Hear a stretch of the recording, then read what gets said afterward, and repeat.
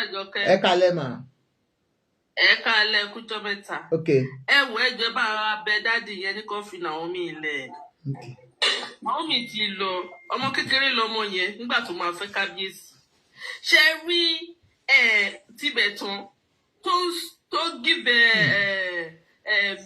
ṣe vision àbí kí ló give. Tó ní Naomi ó ti fẹ́ ọkọ rí, ó ti ṣe kíní kan rí. Irọ́ ni o. Àmọ́ no bàbá wa Tibetan wọ́n máa ń rí nǹkan gan tí ó ṣẹlẹ̀ rí. Ṣé rí Ìyálájé àti Tibetan ọ̀rẹ́ ni wọ́n. Yes now. Ìgbà tí ìyá Ìyálájé kú Tibetan ló bá sin òkú yẹ. Òun ni prophet tí ó bá wọ. Why kill pity? Ẹjọ́ bá ti dé ẹjọ́ ẹ bá mi mute now Bukky. Mute. Ọmọ yẹn ó ti jà yẹn ti wà even Ìyálájé gan fúnra rẹ̀ ọ̀tá ló jẹ́ fún Naomi. You understand? They were all jealous of that little girl. And àwọn obìnrin yẹn dẹ̀ wà gbogbo wọn wà ní ààfin tí Naomi fi ń fẹ́ kábíyèsí. Wáyé tí kábíyèsí sì máa sọ pé olórí kan fòun sílẹ̀. Àwọn yẹn wà bẹ́ẹ̀ náà. Wáyé táwọn sọ pé àwọn yẹn wà bẹ́ẹ̀. Àǹkádẹ́ máa wọ́n mọ́ Naomi yẹn wà láì nǹkan tó ṣe mí lè ṣe. I'm 56 years old. Mi lè ka sára wà láì mi lè ṣe.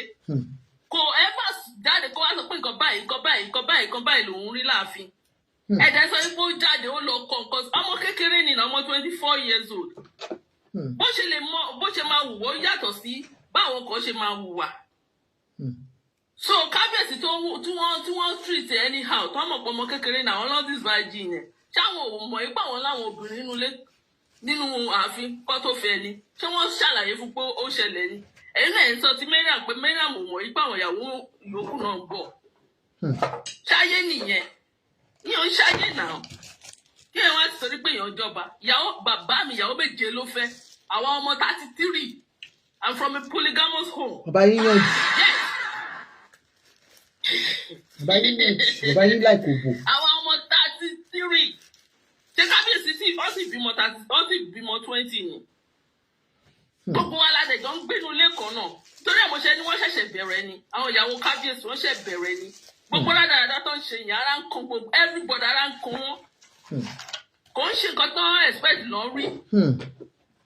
Ẹ wá expect kí Naomi ọmọ kékeré kó máa bá wọn du kínní. Gbogbo náà ló ń wá ńgbà tó wà bẹ́ẹ̀. Ẹ fún wọn lọ́mọ lẹ̀ tí kábíyèsí bá tẹ̀ wọ́n kó ké òun ò lè fi Naomi lẹ̀ kó fẹ́ síta. Kò lè bá wọn gbénu lé.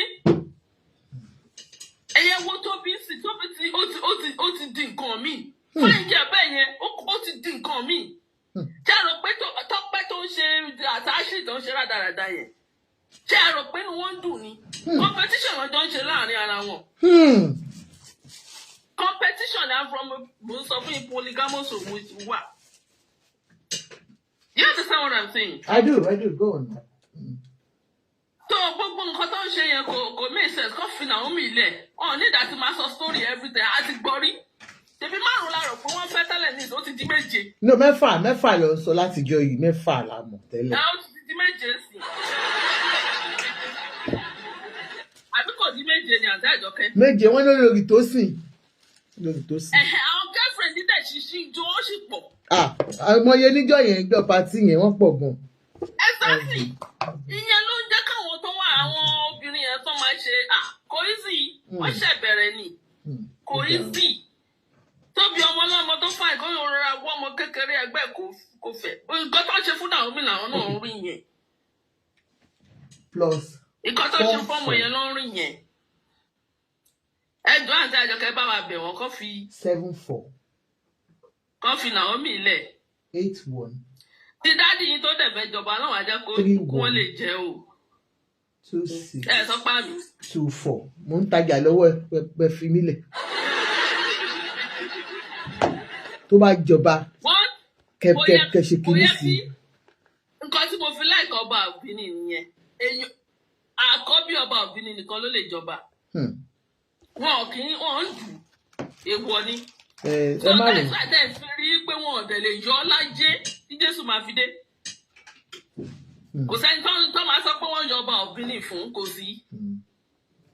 Nítorí ọmọ àkọ́bí ẹnìkan ló lè jọba yẹn. Culture wọn nìyẹn. Okay, ẹ ṣé gan nìyẹn kọ́ ló bá yín sọ lálẹ́ ó dàbọ̀. Ó dàbọ̀. Ẹ ṣé. Thank you very much. Thank you. Next person. Can we go ahead and say something? Who is speaking, please? Who is speaking? I was actually second on the list and I'm so Oh, I'm so sorry, ma. I'm so sorry. Ẹ má bínú buttermilk ìyá ìbejì ẹ mọ̀ pé ilé ilẹ̀ wà ẹ ní sùúrù. Ẹ ká gbọ́ ọmọ láìpẹ́ òyìnbó àti òyìnbó wọn dàbí ti tóbi. Ó yá ẹ sọ̀rọ̀. The first person that you brought up on the live video was probably like from the beginning of your video when there were only 300 people on the live. All right, ma'am. Just then go I on. was the second, and somehow I got dropped. Okay. Pardon to everybody. I want to say good evening to you guys, ladies and gentlemen. Yes. Yes. No, you boy dàbí tàwọn American yẹ káàbọ̀. I don't speak Yoruba very well, but there's a limit to certain, to things that I can say. But with my understanding, I think a lot of people have really forgotten what the heritage stands for. You understand? And that's where I want to take everyone to. I'm going to be talking on 3 major things. Number 1, the heritage. Number 2, the position of the king. And number 3, the position of the queens. Yes. Ma'am, I'm busy. Yeah, take care, mommy. Yeah, so, Emma Bino. The thing about it is this: Ile-Ife is not just any place. Please, can you go on? I just want to get a hot water, please. Can you just go on and speak on? You know. Hello, Shadow. Guys, I will try to mix Yoruba plus English. Hopefully, I'll just should I wait for her? No, just go on. I'm listening to you. Just go on. Okay. People need to understand that Ile-Ife is not just any place. You understand? It's somewhere that is big when it comes to the history of the Yorubas. You understand? And the palace of Ife is not just any place. It's a palace that is ridden with history. And not just history of the Yorubas, but history of so many cultures, including Igbo people, Hausa people, Bini people. There's so many history that are tied to Ile-Ife. There's one thing for you to become a king, and you have your own personal interest. And there's another thing for the land to have its interest. Ikonti Ile-Ife, Ikonti Oba-Ife. And that is the first hint I'm going to give everybody, because Teba study history and Yoruba. One thing is to Jeoba. Another thing is for what the land wants. You understand? Those are 2 different things. You understand? And sometimes you might like a king, you're looking from the outside, you wish the king would do this, you wish the king would do that. The question is, what does the land want? So to take a position is not enough. To want to make a decision as a king is not always enough, because the king still have to be humble to the land. And some of the rules that come with that land, sometimes many of you guys might see it right under your nose, and you might not understand what is truly happening. But if you're able to see things from a wisdom aspect,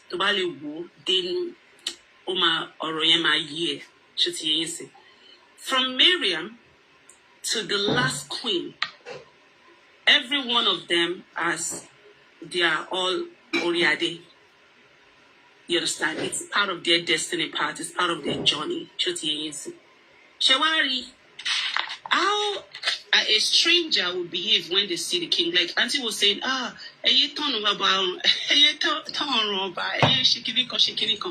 Auntie, I'm so sorry to say this to you. If you were to meet a superstar that you like, or a king that you like, or someone that is very popular, you might plan to behave well.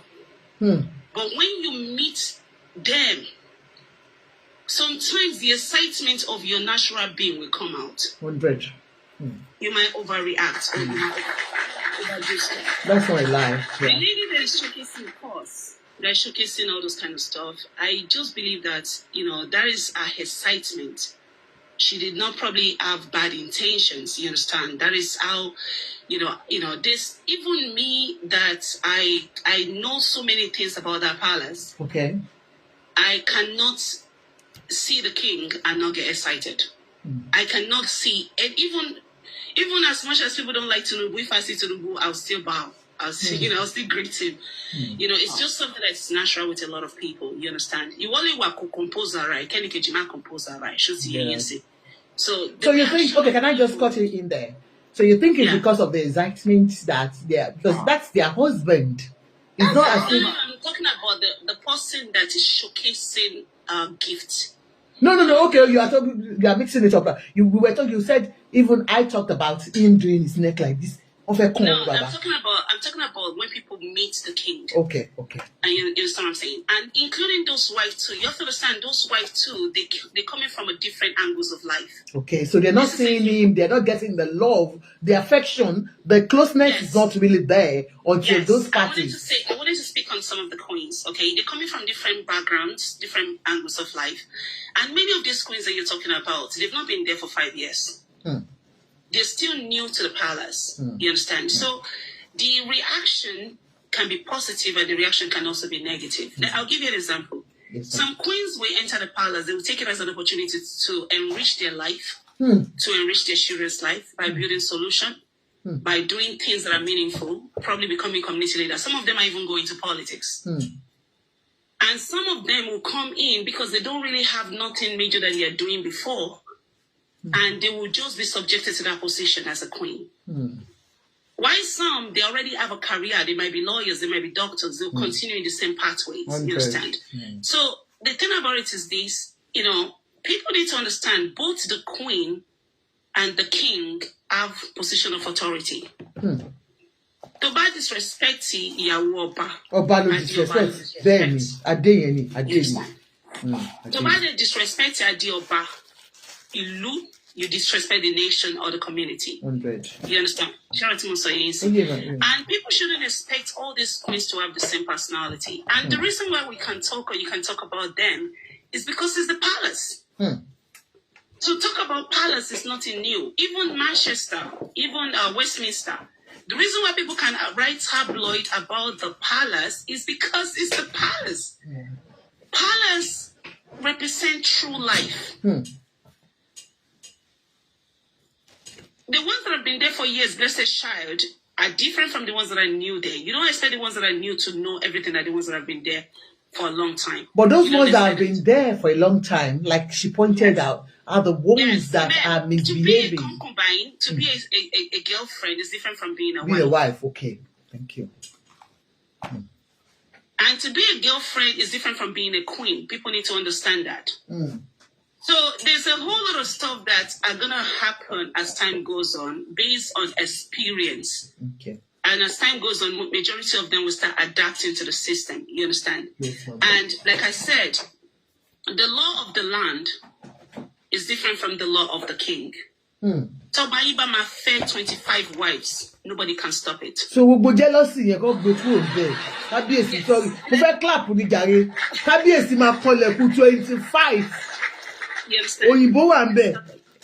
You understand? Okay. And when it comes to Queen Naomi, the king is a very soft soul person. 100. He acknowledged her. Acknowledgement does not mean that he wants her back. Okay. And acknowledgement does not mean that she's still not a queen. You understand? I don't know if I make any sense to you. You're making sense, so, ma'am. Yeah, she's a woman with crown. She's Olori, just like every other Oloris. They are all Oloris. You understand? They're all Oloris in their position and what they represent. Okay. And somebody say, "Oh, you should take them for dinner." Somebody is depressed. You're looking on the outside does not mean that you really know the story. And for the ones that come on social media to be doing matchmaking, it's just like this particular girl. I really don't want to mention her name, but I just want to give you an example of this particular girl. I'm gonna bring something Regina Dane, but to favor buying, oh, what's the internet? On waist trainer. From waist trainer, you understand? It's like she was trying to find a different route in career. versus what we all know her for as a celebrity. Getting this. Yes, so if you don't really have nothing that you're already doing with your life, she gets me. Yes, sir. It's very particular to your career, to your path when it comes to your work. Sometimes some things that you're doing might be looked at by the people because why? Everyone that is on this panel, including the ones that are in the comment section, okay?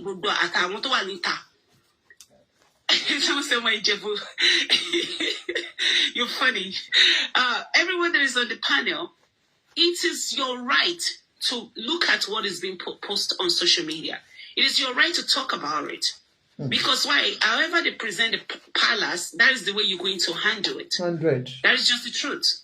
You understand? But in that reaction that you're reacting, take a look at every one of them. You're not going to believe that is the true life that they're actually showing you. She understand what I'm saying? Yes, sir. That is what they know. You can see the intelligence of individuals based on their activities. You can see how they behave. But one thing I don't agree to, Sherry Aunty or one thing that I don't agree to, people shouldn't say that the king is misbehaving. Okay. That is an insult. And people shouldn't say that he make a mistake, there's a womanizer. That is also an insult. Because the king can want one wife. But the land requested a month. You understand? Because he's a king. And the second thing that I want to say also, people need to understand that comparison of queen is like a choice. Because any come like any come. And come like me. I want to get Naomi fans, you know. I want to get to be fans, no, you know. I want to get King fans, no, you know. I want to get Miriam fan, go, what you want, be. So everybody's gonna like whoever they want to like, but at the end of the day, understand that this is Ile-Ife that you are talking about. And this is the land of Yoruba that you're talking about. You're talking about every one of the Yorubas. Anytime you talk about any of those queens, you're talking about Yoruba people. Thank you very much. And they all represent the Yorubas, either you like it or not. Ati fruit that, they all represent Yoruba land, and they are all queens. Thank you. And it is destiny that brought them to that part. So let's respect them. Let's continue to love them. Let's not differentiate and bully one against another. Let's continue to promote our culture and promote the heritage. And God bless every one of you guys. Thank you so much. Thank you. And about Bini, I know about Bini. Omati, I know about Bini. You are not in Bini Palace, okay? So there's no house that does not have issues, and there's no palace that does not have limitations. Okay. Thank you very much. I agree with you that, you know, our father, that some comments that, you know, and anyone on this platform will tell you that I am one of those that will always tell you I'm from a royal home, and I do respect people that respect my culture, and I respect the palace as Bubu. So please, let's just be cautious of that. She's right on that part. We might joke, we might do things, but let's be mindful of what we say about the Oyade. But for the wives, they are saying some of these wives are bullying the other. And we have seen that with that video of Olori Temitope doing like this to Biloba. In fact, allegedly, Auntie, they are human. It's normal to be jealous. It's normal to be envious. And it is normal for you as audience also to call the whoever that is bullying somebody to action. That's it. Thank you very much, Shegoni. Thank you. God bless you. Next person. Next. Ó dà pé Ìyábẹ̀jì dé síwájú yín o. Àbẹ́ ìdúró. Ó dà pé Queen Adé àbí Ìyábẹ̀jì dé síwájú yín kó wá nà yín omi ìdèrí dá sí. Ó yá, ta ló. Tani? Bumi Faj, wọ́n ti dé síwájú yín. Sorry, ẹ máa sọ̀rọ̀ lọ. Bumi Faj yẹn sọ̀rọ̀. Ó yá, ẹ sọ̀rọ̀, Bumi Faj. Ẹ kálẹ́ o. In points méjì nìkan náà ni mo ní láti make. The first one is, I think because they do so many events in the palace or wherever, I don't know, maybe. Please, every other person, can you mute, please? Arike Ade, mute and Queen Eshegoma. Oh yeah, go on, ma. There's always one event or the other going on. It's a very busy place, which is as it should be. It's a very busy place. There's always things going on. There's always celebration. When you come up, please, can you mute? Because you are not enjoying it. That's why I dropped the last person. Please mute. MOT. Go on. Ma. Oh yeah, Mama Fudge. There's always celebration. There's always installation. There's always chieftaincy. There's always things, different, beautiful things going on. There's always inauguration. They're opening things. It's amazing, and it's beautiful to watch. However, it gets a bit exhausting when there is no organization. Okay. I think they possibly need to look into how to make things more organized, especially because prior to any event going on, surely they know the number of wives coming. They know the number of the politicians coming. They know the number of governors coming. They know the number of, at least some sort of idea about things, people that are invited and people that are RSVP, the size and the capacity of the hall, just little things like that. And I think the difference, I think is this warrior man that is married to one wife. Is it the warrior king that has a wife also? Yes, he has one wife. Yeah. He has his own events. There is always, you can see, I don't know, maybe they could possibly take some advice from how things get run in that area, and maybe there's some lessons to be learned, because it doesn't really portray, I don't know, it just always seemed like a car crash. Anytime they're having events there was one occasion when I think it was the Iyawo with Ibeji. She was actually on her feet. When looking for seats. She was on her feet and the place was already jam-packed. There was no seat for her. And it just looked so chaotic.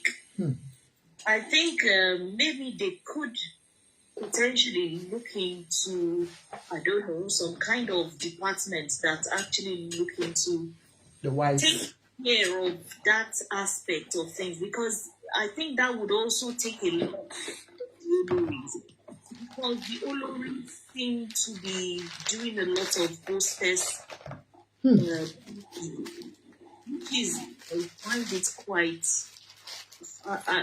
they shouldn't. Even if they were to do those sort of things, it should be limited. The other day, the Olori, one of the Olori, the very dark, beautiful one, she was holding the governor of Lagos State. And I think she was kind of like taking him to where he is going to be seated. It shouldn't be Olori that should be seated. Olori Folashade. Why should Olori? I mean, it's just like you say someone like what's the name of our queen here? Camilla. Is it Queen Camilla that will be guiding maybe the Prime Minister? You see, Aunty Ajoke. Never. So it just sends out a disorganized environment. I find it quite, and I think they can improve on that. once they are able to improve on that, hopefully the burden would not be on the Oloris too much, and then maybe a bit of etiquette would also fall into place. Because etiquette seems to be falling and standard seems to be slipping as a result of that. I find anyway.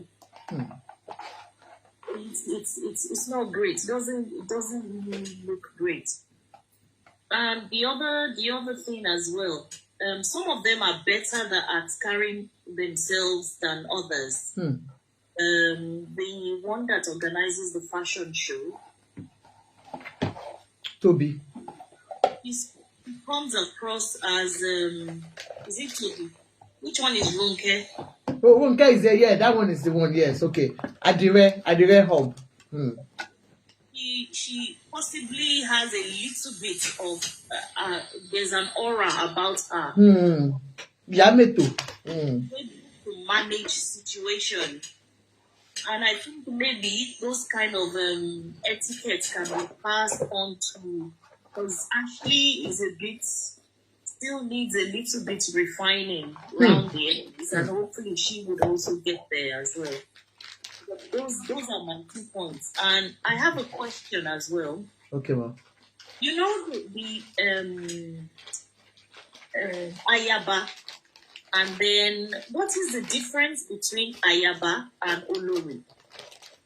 The Ayabas are those ones waiting to be crowned as queens. Oloris are the queens, and the Ayabas are those ones that are waiting in line.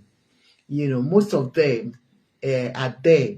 Like I said, some of them were even there before Naomi, and you know, they are Olori, they are Ayabas. They are not yet married to the king, but they are. I want me to be side kicking. I want me to be concubines, but they are there and they are waiting in line, like waiting in line to be named. What's the name? Toba try sọ̀rọ̀ tó jẹ́ má bínú, wọ́n máa lọ sí wọ́n máa sọ̀rọ̀ tán. Ó yá mà, go on. It sounds quite complicated, I see. So, but with a little bit of organization, hopefully all their events will not show them in such a chaotic manner going forward. That's all, and I wish him well. He seems to be the king seems to be a lovely people person. Thank you very much. All right, thank you. Somebody asked the question here. He said, Mommy Ajoke, kindly confirm, or shall I say verify Toyin Adeoye, the one in the UK, as the 7th wives. Perhaps when confirmed, you'll be shocked and confirmed to the public too. Yeah, Kabiyesi said Tosin, but I don't know the Tosin yet, and I don't know the Tosin Adeoye, but I know that Kabiyesi confirmed to us that Tosin teba gbọ́njọ́ tó sọ wọ́n ní Tosin and Olori Tosin. Ṣé ti yé yín? Okay, they said Ayabas are verified concubines with sexual commitments. Wọ́n àwọn Ayaba wọ́n ti wà verified pé àwọn ń dúró láti wọlé, wọ́n dẹ̀ ń dó wọn dáadáa. Okay, that is what I wanted to clarify. That does he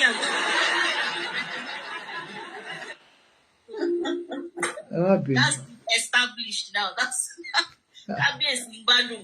that's fine. Anybody tell you àwọn Ayaba yẹn wọ́n kọ́kọ́ wọlé adó wọn dáadáa. Yeah. Next person. Thank you so much, Fumi Fach. God bless you. Contribution. Now go on. Can you support Professor? Blessed child, it's our tele now. No, me ò tí sọ̀rọ̀. Sorry. Àwa kan náà tún wà níbí báyà. Àwa sì wà níbí. Mo kàn fẹ́ respond sí I think Pride, we are Pride ló kọ̀ wọ́n sọ̀rọ̀ before this speaker tó lọ tí tó sọ̀rọ̀ láìpẹ́ yìí. Jerry, a lè wà lórí platform Aunty Ajoke ká máa correct ara wa bá ṣe máa sọ̀rọ̀ sáwọn monarchy wa, bá ṣe máa respect àwọn kí ọba wa àtàwọn olórí as much as we want to. But láyé tá a wà, there's a freedom of opinion, right? And you cannot tell me how I'm gonna describe somebody. And we know that there are other ààfin nílùú Yorùbá yẹn tí ìyàwó náà pọ̀ ńbẹ̀. Tí a kì í rí wọn tí organization wà. We will not talk about them because they are doing it right. All right? And we're on this platform to create an awareness so that àwọn obìnrin wọ̀nyẹn, because they are like number one Oloris, like you can call them that way all over, because Oba yẹn ni first Oba. So tá a bá ń sọ, nobody can guide anybody's mouth àti pé ilẹ̀ Yorùbá la wà, ká má sọ̀rọ̀ báyìí. A lè wá nítorí pé abiyamọ àwa dẹ̀ ti dàgbà, a dẹ̀ mọ àmọ́ Yorùbá ni wá. Mo lè kúrò lọ́dọ̀ Aunty Ajoke kí n lọ síbòmí táwọn ọmọ 20, àwọn ọmọ teenager, àwọn ọmọ 20, 30 wà. They will say what they have to say. Ṣé orí platform mélòó láti fẹ́ máa lọ káàkiri láti máa sọ pé ẹ má sọ̀rọ̀ sí monarch, ẹ má polówó, ẹ má compare. We can do that on Aunty Ajoke's platform because at least we have to follow our policy and rules. But you cannot tell anyone how to describe what they feel. Or this is just responding to pride. And that's because ọmọ Yorùbá náà lèmi náà. So tí bá ilé ọba lèmi náà ti wá, tí wọ́n tán bá ṣe dáadáa, I expect that they should be called out and so that things can be corrected. And ọ̀dọ̀ wa láti máa hurt the feelings èèyàn. And we want to guide, we want to monitor how that person will respond. You cannot hurt me or do something to me and then expect me to respond the way you want. It doesn't work that way. Okay. All right? Thank you. Thank you so much. Everyone with their own opinion and people are allowed to say, but just be respectful. I think she was just trying to say that we should just be respectful in the way we, speak to the king. But when we see anything that is bad in the palace, we'll come out and say it.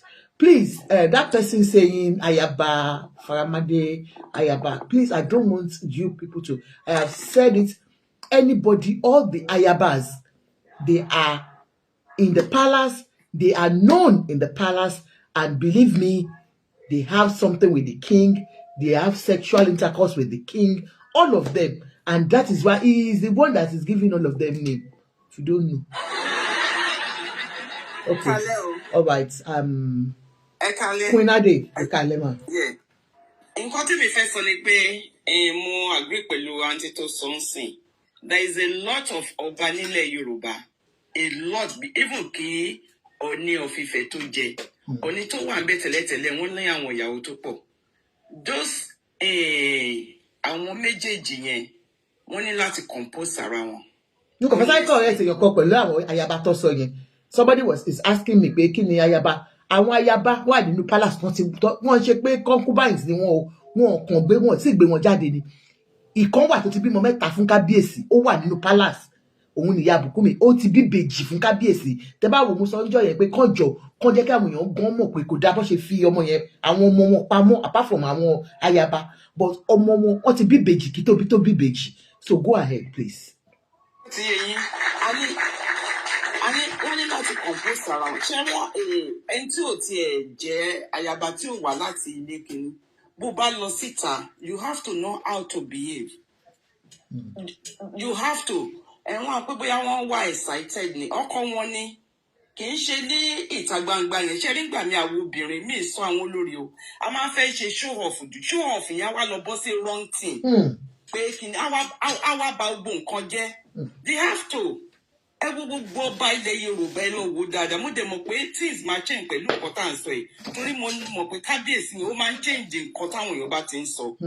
Even gan ẹ wo Aláàfin of Ọ̀yọ́ tó yẹ kó fáwọn ọmọ kéékèèké yẹn. Ẹ wo gbogbo wọn máa jókòó majestically ní bí dájú olórí they are. Wọ́n máa ra jókòó ni. Ẹ wo olórí ọba olórí Gúúsì. Ẹ wo bó ṣe ń ṣe many of ọba ìyàwó wọn nílẹ̀ Yorùbá tó ti yẹ yín ká tún wá gbé wá sí ilẹ̀ òyìnbó náà ṣé kú ilẹ̀kùn àti pé bí àwọn àlejò wọn ń gbà míì náà bí sọ kó má bàa kábíyèsí ṣeré bẹ́ẹ̀ we have to respect that state. Ẹ wo Olúborí ẹ ló máa gbẹnu sọ́ba lẹ́nu. You can't do that here. Queen tó bá ń lọ ó máa rọra ní àkọ́dẹ̀rọ máa ṣe báyìí. We have to respect them. The way bó ṣe ń ṣe is not good at all. Honestly, we are not. Kì í ṣe pé à ń bú wọn, kì í ṣe pé a fẹ́ máa rí sí wọn, a rí sí wọn, but they have to. And kí wọ́n ní láti gbẹ nìkan láti sọ pé oníkálukú gbọ́dọ̀ máa yẹ first wife, second wife, third wife, kò sí bó ṣe lè kéré tó ó gbọ́dọ̀ máa yẹ ìwò wa ní sọ pé kí Tọ́pẹ́ yẹn wá máa wá kó fẹ́ máa ṣe sí ìyá àbèjì ó jù ẹ lọ nínú bí wọ́n ṣe fẹ́ wọn wọlé wọ́n ṣe pín yín even gan bí kábíyèsí ṣe wà yẹn ó lè lọ fẹ́ ọlọ́mọ mẹ́fà kó gbélé kó jẹ́ ìyàwó kékeré ó gbọ́dọ̀ respect Tóbi ó gbọ́dọ̀ respect Mariam. Thank you. Because ó bá ń bẹ̀ ni. So all those things is very, very important. Rachel, honestly, we are not. Kì í ṣe pé à ń rí sí wọn, kì í ṣe pé à ń bú wọn. Even àwọn visitors wọn gan, wọ́n ní láti first class ọba wa ni, wọ́n ní láti treat wọn with respect. You want to show off, you want to say, no. I'm really sorry. And Ìjẹ̀bú ni Tóbi. Ìjẹ̀bú Òjòjò mo really láti sọ mo sorry láti sọ yẹn Ìjẹ̀bú wọn kọ́ wa tá máa ra ṣe. Mo Tóbi ó dàbí pé ẹ mọ̀ there are certain times ṣé pé tí nǹkan bá ti gẹ̀mí èèyàn lọ bóyá ẹ̀mí ẹ̀ ti ń gbọ̀n ni àbí. No ìṣeré nǹkan tí mo sọ náà nìyẹn ibẹ̀ yẹn náà tá bá sọ pé nǹkan yẹn a fẹ́ ṣe ibi tá tí kò ń ṣòwò nìkan tá máa jẹ́ mọ̀ pé nígbà míì ẹ fẹ́ ṣe nǹkan ẹ wá ti overdo ẹ̀. We don't need to overdo things. You just be natural. Tó bá sọ pé fẹ́ overdo fẹ́ overshine fẹ́ ìgbà yẹn gan ló máa bà gbogbo nǹkan jẹ́. Honestly, I'm not hating her, but we. Okay, ṣé Tọ́pẹ́ lè fẹ́ sọ àbí ṣé Tọ́pẹ́ lè fẹ́ sọ Tọ́pẹ́ okay. Tọ́pẹ́ ó ní ọmọ Ìjẹ̀bú yẹn. You have to Ìjẹ̀bú lèmi náà. You have to. I think she's from Àgọ́ Ìwòye.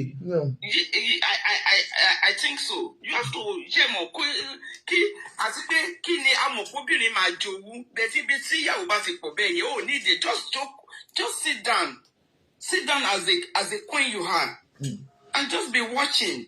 Even gan tó bá yẹn bá rí àwọn ọkùnrin náà máa ń watch wa tó bá ti rí pé ò ṣe orí tó bá ti ń ṣe mọ̀yànmọ̀yàn ọmọkùnrin jù wọ́n like ẹ̀ tó bá lọ́ra jókòó ẹ̀ gan ló máa rí pé kábíyèsí máa bẹ̀ pé a máa jẹ́ what is on òun gan ló máa bẹ̀ let it look for you. I don't know how to say this in public. Let him come, not you. No. We have to be very, very careful. And we love the Oba. Àmọ́ pé àwọn obìnrin love wọn naturally. But gbogbo obìnrin tó bá wà lára ǹdí wọn, they should know how to talk to him, how to do with him. You can't do that to any cool come jam. No. And they have to be organized. Wọ́n lè gbàyàn síbẹ̀ tó máa ṣe gbogbo àwọn tó fẹ́ ṣe gbogbo nǹkan táwọn ìyàwó yẹn ń ṣe wọ́n wà láàfin tó rẹ́dì láti ṣe for free láti ẹ̀ ti sanwó pé ṣé kí lọ́ba yín mú first lady wọlé ní ṣé kí tó rẹ́dì láti ṣe tó tẹ̀ tó máa sanwó tó máa tó gé kéèkì fún wọn táwọn ìyàwó náà dẹ̀ra jókòó ẹ wo àwọn ìyàwó aláàfin bí bàbá yẹn ṣe dàgbà tó ẹ wo àwọn ọmọ kéèké yẹn wọ́n kàn ra jókòó wọn ni. Yes, ma. Thank you, ma. Rí pé torí ẹ̀ náà ni mọ́mì wa Olúrẹ̀mí Tinubu ṣe lè bá wọn sọ̀rọ̀ bẹ́ẹ̀ pàtẹ́ pé àwọn ni ushers. Wọ́n ti rọra lọ jókòó sẹ́yìn wọn tó ti rọ kò ní rí pé kò dìde. Ẹ ṣé gan ma, thank you so much. Next person. Ó dà pé ẹ̀yin tẹ̀sẹ̀ ìdílé ń pẹ́ ká lẹ́ mà bá ṣe yín léṣe. Búkì ẹ̀yin sọ̀rọ̀ Búkì lè kó sọ̀rọ̀. Okay, nǹkan tí mọ́mí queen sọ nǹkan tí mo fẹ́ sọ náà nìyẹn pé kí bàbá tiẹ̀ wo example bàbá Aláàfin tẹ́ bá rí gbogbo ìgbà tí bàbá máa ń gbé àwọn queen wọn jáde they all dress the same they are composed all these queens gbà yẹn they are even young girls tẹ́ bá sọ pé àwọn tó yẹ kó kọ́ máa tiẹ̀ ṣe bákan báwọn lè ṣe ń ṣe a máa expect lọ́rọ̀ àwọn ọmọ kékeré but àwọn tí bàbá fẹ́ wọ́n dàgbà ju àwọn tí Aláàfin fẹ́ gbà yẹn and look at all those young girls they are very composed they dress alike I think like I said before maybe Baba is not polygamous in nature he might be polygamous but by polygamous in nature like have a lot of wives or he doesn't like maybe he has one wife some people can have a lot of girlfriends kò ń ṣe nǹkan tẹ́ ẹ̀mí wọn ò gbé kọ́ níyàwó púpọ̀ sílé ṣóyè yín so maybe that's the problem I think he should kind of like tell all the queens, not all of them should follow him to parties all the time. Well, they don't all follow. No, that one they don't all follow him to parties. But when they come to parties, some will not sit down. They are not organized. Party tí wọ́n gangan nìyẹn. Party wọn àwọn nǹkan tó jẹ́ pé. Organize it. Tó party wọn ló yẹ kán organize it. Bye. All of you should sit down. They should compose. Tó bá yẹ kó wọ́n ti compose ara wọn. Even while going out, kò ní jẹ́ kí. Me sorrow. No, truth be told, this is uncommon. Truth to be told, me they can't sit down. Okay, kò lè show bó ṣe àwọn ọba yòókù náà wọ́n ṣe party now. Ṣebí a rí lọ́dọ̀ ọba Elégùṣì gbogbo wọn pátápátá. All of them have multiple wives and they compose themselves. I think this is not between the queens. It should be from Baba. We're not disrespecting Baba, but if you kind of like sit them down, like you guys should control yourself. Do this, do that. They will listen. But if it doesn't talk to them or anything, everybody is just doing anyhow they want. And survivor of the fittest. And to ba strong, luma drosbe. And to ba strong, oma re, oma loni. Babo they care. If you come. If you don't come, if you want to go. But Naomi case is very special because Baba is the one who saw her and she likes her and like, okay, I want to marry this one. Unlike the others, so just pay one. So the intimacy like that cannot be like Naomi. If they want to be like Naomi, it can never be. There's different. Tori Baba like Naomi, àwọn wá fẹ́ jẹ́ queen. There are two different things. So then you can say pé Baba ó yẹ kó máa gbé wọn jáde kò sí nǹkan tó ń jẹ́ bẹ́ẹ̀. Ìwọ ló fẹ́ di ayaba, ìwọ àbí queen jàre, ìwọ ló fẹ́ jẹ́ olórí. Wọ́n dẹ̀ ní wàá ṣe. So wọ́n bẹ̀bẹ̀ wọlé ni. Ṣáwọn bẹ̀bẹ̀ wọlé ni. Kò sí pé wọ́n bẹ̀bẹ̀, but it's not like Naomi that Baba really like, okay, this is the girl I want to marry. I like this girl. Unlike them. I'm not saying that he doesn't love them or anything. Though, somebody said you are right on YouTube. They said you are right. Wow. Yeah, the difference is really clear. It cannot be the same. He can't even treat them the way he treats Naomi. He can't. It's a different country. It's not that he's going to disrespect them, but the intimacy or something cannot be like the way he acted with Naomi. So there's two different things entirely. So like I'll just like Baba should. I know it's not maybe because I will say maybe the love is not there. Like okay, I'm just marrying them for something else, but. Like somebody said, Privy said something that is because of what the culture of Ife demands. That's why he married them. Not that it is his own choice. It's the choice of the custom. Yeah.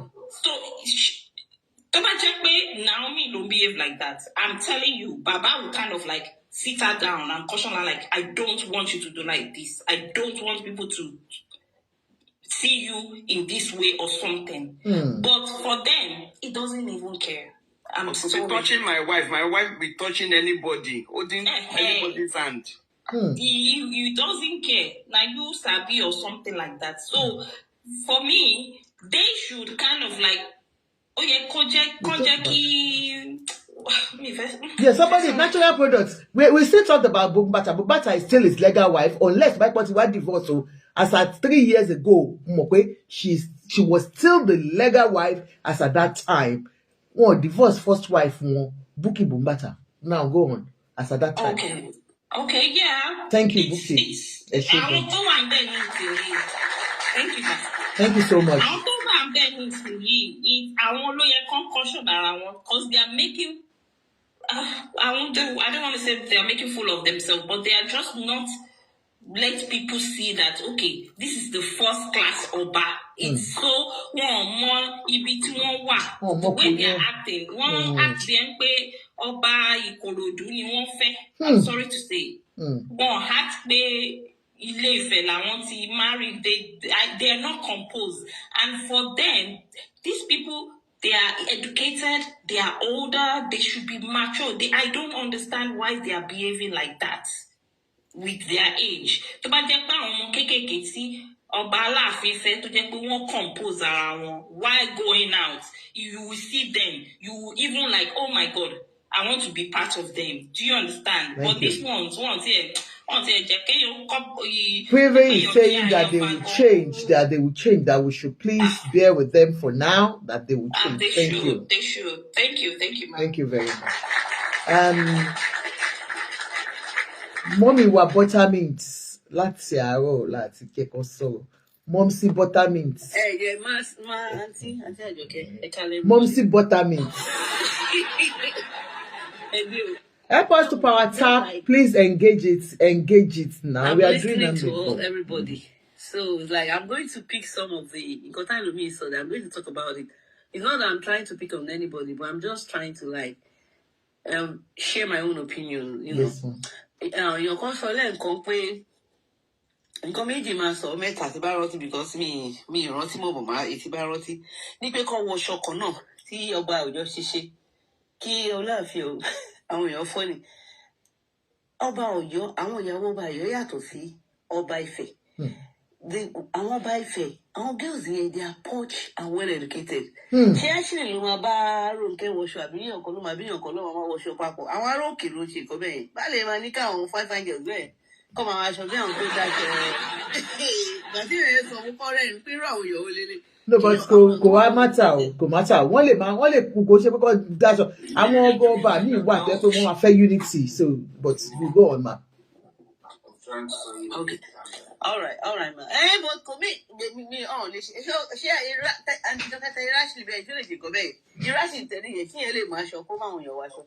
Tí ọkọ̀ ẹ̀ bá da fún gbogbo wọn á wò tó bá sọ pé nǹkan tó ń fẹ́ kọ́ wọ̀ lélẹ̀ kábíyèsí ló máa ṣe tó máa kó lọ fún tó máa rẹ́kọ̀ gbé lọ fún gbogbo wọn. Wọ́n yóò máa wọ aṣọ náà ṣàrókè ni wọ́n ni àwọn arókè ló ìyàwó bàbá yẹn.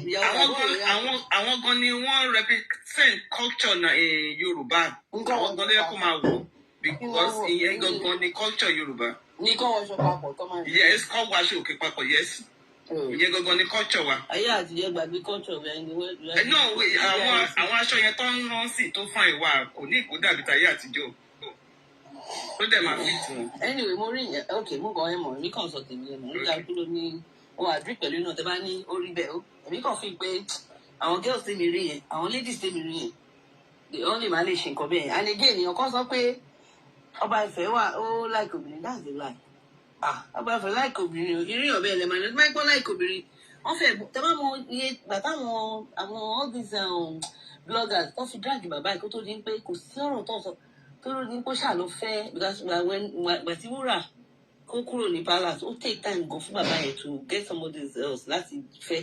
Àwọn pípọ̀ yẹn ti wà nínú palace gbogbo ìgbà yẹn náà kò kọ́ gbọ́n síta ní ọkọ̀ jáde ṣé mo pé according to what I heard ọba tó kọ́kọ́ kú yẹn ọ̀nà níyàwó bẹ́ẹ̀ tẹ́lẹ̀ kẹ́kọ̀ọ́ yẹn mọ̀ pé àwọn ò lè lọ sísè ẹ̀kọ́ bọ̀ wọ́n wá fa àwọn lé ọba Adéyẹyè lọ́wọ́ bọ̀ ó dà pé àwọn yẹn ju ọba Adéyẹyè lọ bọ̀ wọ́n ní àwọn ìyàwó wà bẹ́ẹ̀ tẹ́lẹ̀ nǹkan tí mi gbọ́ nìyẹn bọ̀ tí ọba Adéyẹyè love gangan òun ni Naomi yìí èmi bèrè pé sani Naomi ò kúrò ni gbogbo àwọn tó ṣe wàhálà sí tó ń ṣe wàhálà èyí tí Ashley ṣe fọkànfọkàn you will not be able to do that because Ashley has been there and like ó kàn hide she wasn't really coming out because ọba Adéyẹyè ò gbé jáde but the other girl yìí lè beautiful woman yìí ni Adéyẹyè like you understand so gbogbo nǹkan táwọn èèyàn sọ pé no I don't believe people like obìnrin bàmá yìí ẹni tó like obìnrin ni gbogbo àwọn ọmọ ògbó àwọn tó fẹ́ yìí by fire lọ fẹ́ wọn by force by thunder by fire ni bàbá yẹn fi gbogbo like obìnrin nǹkan tó sọ pa máa yẹn kò tú ẹ tó bá like obìnrin bíi dádì Aunty Ajoke fẹ́ pé kọ́kọ́ fẹ́ rí ọkùnrin bẹ́ẹ̀ ni lẹ́gbẹ̀ẹ́ lẹ́gbẹ̀ẹ́ wọ́n fẹ́ ògùn ọ̀gbìn náà báyìí wọ́n tún fún wọn lẹ̀. Kí ló ti wí straight bullet fún bàbá mi báyìí. Dádì náà fẹ́ ògùn yọ̀ káàkiri bọ̀ bàbá Ọ̀ní wọ́n ti káyọ̀ fáìn tó báyìí ẹ̀ tí mo pẹ́ tó ẹ kó lẹ́ẹ̀kì obìnrin kan. Àbọ̀dà lè sọ bẹ́ẹ̀ ṣá o torí pé Alhaji Wasiu gbé tiwọn síta ni o. You don't know what's going on in the palace. No, nǹkan tí mi sọ kọ́ nìyẹn I'm not talking about no ọ̀rọ̀ tẹ́ ẹ̀ sọ sí kò gbá nǹkan tẹ́ ẹ̀ sọ mo ní yóò láìkì obìnrin ẹ kí ni palace ní ṣe pẹ̀lú ṣé èèyàn hide tí ẹ bá láìkì obìnrin èèyàn hide ẹ̀ sínú palace ni. tó bá láìkí obìnrin ò ní bẹ̀ wọ́n kó tó fẹ́ náà. Wọ́n máa jẹ àwọn olórí yẹn náà ní náà. Nǹkan tí mi sọ kọ́ nìyẹn. Tí yóò bá láìkí obìnrin, ọmọ ẹ ti máa mọ̀.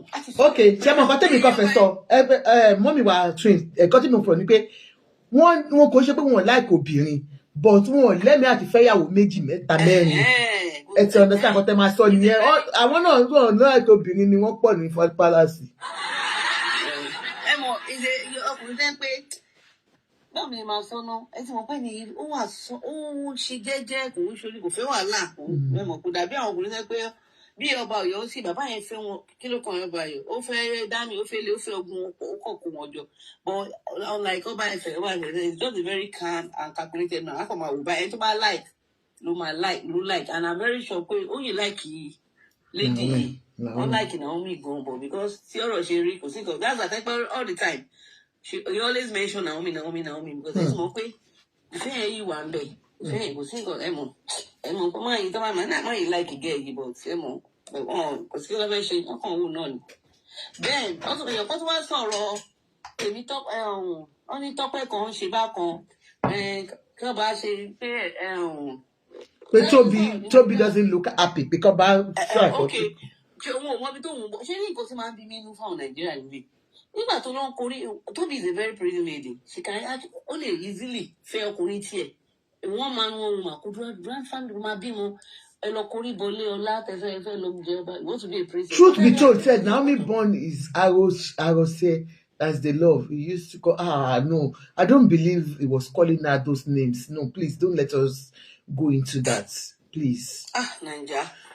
Yeah, so go on. whatever tó bá rí bẹ́ẹ̀ Toby ìwọ ló lọ́bẹ̀ náà you are a very pretty lady o lè fẹ́ ọkùnrin tiẹ̀ wọ́n máa ń wọ́n màkẹ́jọ wà nílé kẹjọ my family you don't have to go to the palace but tó bá wà ń bẹ̀ kó tójú ẹ̀ bá rí ìwọ ló kó tó ẹ̀ bá rí kẹ́ faramọ́ there are Nigeria máa ń fẹ́ some opinions àwọn èèyàn how people should behave ọba ṣe báyìí kó bá kó yàwó jáde kó máa gbọ́ ẹ lè sọ tí àgbàlagbà ọba is 51 or 52 ẹ lè sọ tí àgbàlagbà ṣe máa ṣe rí ẹ gbogbo ẹ̀yin tẹ̀yìn advice ọ̀bẹ má bínú ẹ lọ ṣe léyìn ẹ fọbálẹ̀ ẹ fi bá bàbá yẹn lẹ̀ fún ẹ má you can't tell him how to go. No, you can't tell them pé kọ́ lọ ṣe lé wọn that's an insult for you to say that ma. You understand everybody with that no but I mean please tell no jọ ẹ má sọ bẹ́ẹ̀ fún wọn everybody náà kàn ń sọ tí wọn ni pé look nǹkan tá a rí ni ẹ lè ní because nǹkan tó wà lórí social media you understand. So that's. Àti Àjọkẹ́ òkè má bínú mi kàn fí pé tó nígbà ìgbà mi èèyàn pẹ́ mọ́ pé mi ìrántí mẹ́ni tí ẹ̀hún pé látẹ̀lú bẹ́ẹ̀ ti sọ̀rọ̀ ẹlòmíì sọ̀rọ̀ kan tó máa máa kọ́ àmì irú ọ̀rọ̀ olè mọ̀ mi ìrè sọ like me ìfẹ́ kí ọ̀ma sọ fún mi máa fi so I don't like to tell people how they tell you máa fi pé òkè ṣe lè ṣe báyìí máa kàn fi pé lè sọ kí ọ̀ṣun máa ṣe nǹkan ẹ̀ tell you máa ṣe ní akọ lè sọ̀rọ̀ ni you cannot force people how to do things mi ò lè ní tẹ́lẹ̀ eléyìí tí ìbá ṣe máa ṣe marriage mi nílé no I can't tell because tí bá ṣe máa ṣe ohun mi nobody you can only advise me. Tí bá tẹ̀ take advice yẹn ni nobody can tell me okay tó yìí máa ṣe ọmọ ẹ̀ líle no and we rí pé most of Nigeria báyìí máa ń ṣe nìyẹn fi máa ní okay gbà tí ọkàn sọ̀rọ̀ mi ìrántí ìròyìn máa ní mo kọ́ mi ìsọ́ síta bọ̀ mo ń sọ torí mi ìṣe nǹkan ní kitchen máa sọ pé ìwọ tó ń sọ̀rọ̀ báwo ni mo mọ̀ ṣe mi ìrántí ìròyìn. No but nǹkan tó ń tẹ́lẹ̀ yẹn sọ whoever you are talking about now. ẹni tó sọ̀rọ̀ yẹn gan mi èmi kọ́ bẹ̀tẹ̀ tó sọ̀rọ̀ yẹn gan ohun ẹ̀ lè dà ẹgbẹ́ torí pé yóò fún ọ̀la advice ẹ wo èmi náà kò sẹ́ni tó fẹ́ kọ́ máa fún ọ̀la advice bẹ̀tẹ̀ kọ́ mi ìwà mọ̀ pé ẹ wo èmi sì wọ́n máa ń sọ pé mo bínú jù nínú mi mo mọ̀ pé mo tètè máa ń bínú tòótọ́ ẹni ìgbà táwọn èèyàn ti ń sọ tó ti ń sọ èmi náà wáyé. ẹ máa caution ara yín that's the essence. níkẹ́ o ní láti take it live easy ìgbà mi ti máa fẹ́ bínú màmá bàbá mi sọ̀rọ̀ easy. èèyàn náà máa ń gbọ́ advice èèyàn kò sẹ́ni tó mọ̀ tán. Thank you. Mo kàn ní kí n dá sí náà ni. Ẹ ṣe butter meat amebo.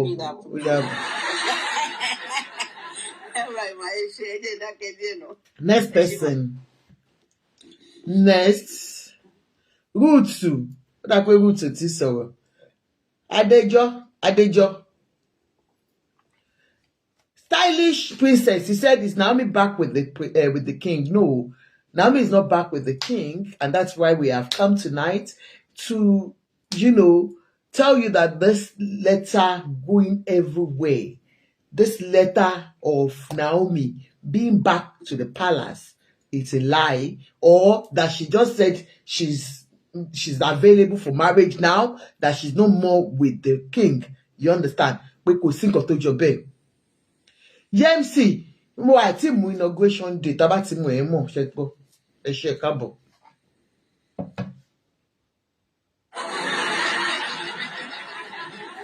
Abẹ́ máa gbọ́.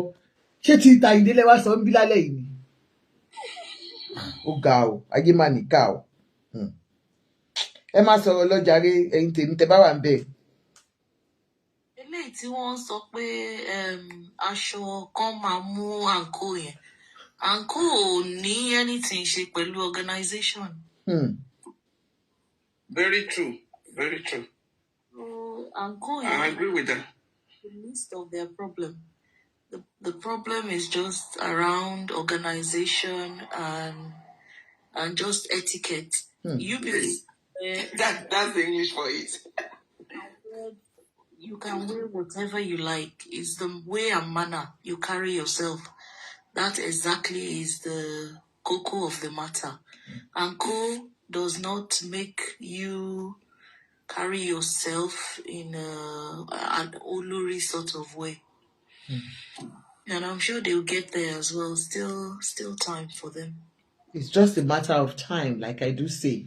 Kò sẹ́ni tó pé tán. Yeah, do you understand? Anko will make them identifiable. Of course, that's the essence of aṣọ ẹbí tí gbogbo àmà mú. It's not because tí ò yá àwọn èèyàn tó bà aṣọ ẹbí jẹ́ tó ní pé oníkálùkù fi make owó fún party. Òun nìyẹn sìn. Lady ìfẹ́ ṣe party.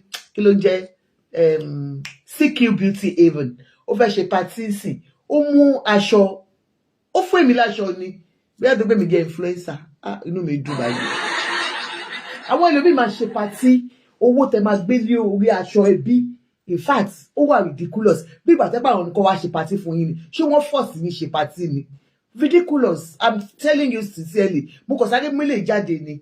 You understand? Emma, we're very careful. When you want to have a party and you are not... Tẹ́gbẹ́rẹ́ ò bá gbé all 10 million. Emma máa lọ gba all 10 million. Kẹ bá máa kó owó aṣọ. Kẹ máa ní dandan ní ká máa ra aṣọ. It's madness. Ó tiẹ̀ máa ń bù yín kù ni.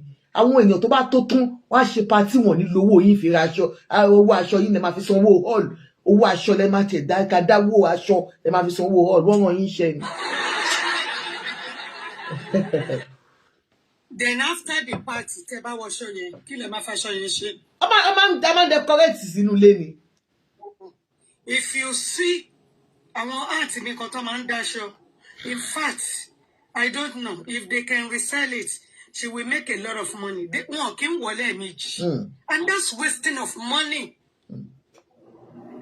Aṣọ $30. Ẹ máa sọ yí pé 200. Torí pé ẹ gbé wá. So àwọn tí wọ́n tún fẹ́ wá bá yín ṣe party, àwọn náà máa bá yín owó wọn lẹ máa fi gba hall, lẹ máa fi gba gbogbo ẹ̀. Nonsense ni gbogbo nǹkan tí Nàìjíríà ṣe. It's just too much.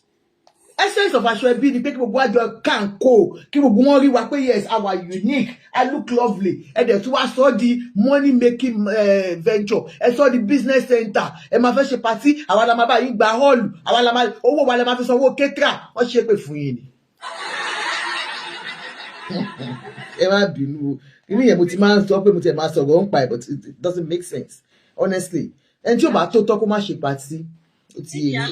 I don't know. I think she also has a talk show. Biola. I thought that was rather funny because Mama imagine ibo náà ti ń rí gbogbo adúrú owó tí wọ́n fi máa àwọn celebrity kíní yẹn. Wọ́n máa ṣe so many aṣọ ẹbí léraléra. Ó tó ní.